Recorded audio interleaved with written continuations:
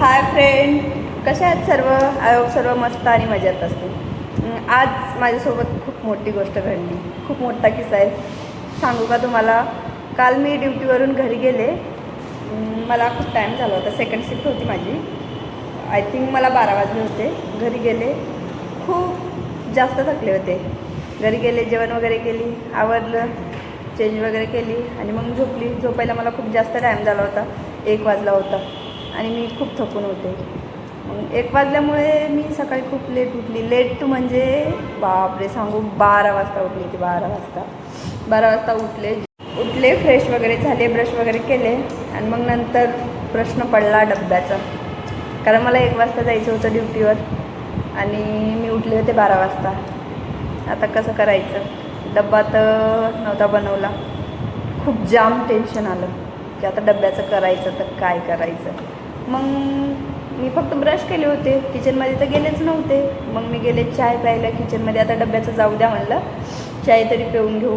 मग गेले किचनमध्ये चाय प्यायला. मग बघते तर काय, माझा डब्बा ऑलरेडी बनवून होता. डब्बा बनवून, फक्त बनवूनच नाही तर डब्बा पॅक पण करून होता. आणि तो केला कोणी? माझ्या ताई.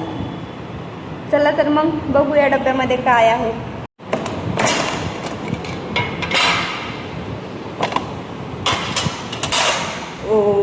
ओ माय गॉड, माझी फेवरेट भाजीची. दाखवू का तुम्हाला काय आहे ते? ही बघा, भेंडीची भाजी आणि पोळी. ही मला खूप जास्त आवडते खरंच. थँक्यू सो मच ताई. खरंच माझी ताई माझ्या आईसारखी काळजी घेते आहे. जर आज ताईनं जर डब्बा बनवला नसता ना तर मी विदाऊट डब्याचीच आली असते. विदाऊट डब्याचं काय, अख्खा दिवस मी उपाशी असते. अख्खा दिवस ताईमुळे आज मी जेवण करते. आणि आज माझी डबल ड्युटी आहे आणि नाईट. तर आज दिवसभर आणि नाईटला पण मी काय घरी जाणार नाही आहे. तर मग खूप मोठा प्रश्न होता ना डब्याचा.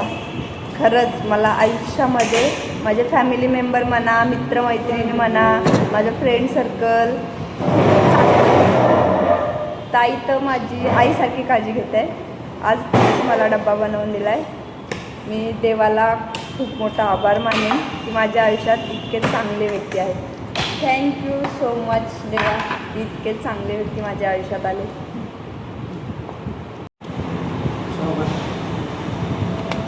हो मॅडम, अंड्याची भाजी काय ना? नका जेव्हा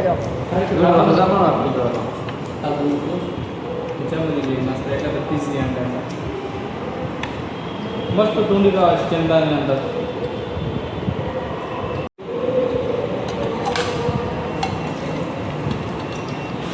हे बघा, आमच्या ड्युटीवरचे पवार सर आहेत. त्यांनी मला भाजी दिली. भाजी होती अंड्याची, अंडा करी. तर चला तर मग काय, भाजी खूप छान होती पवार सर.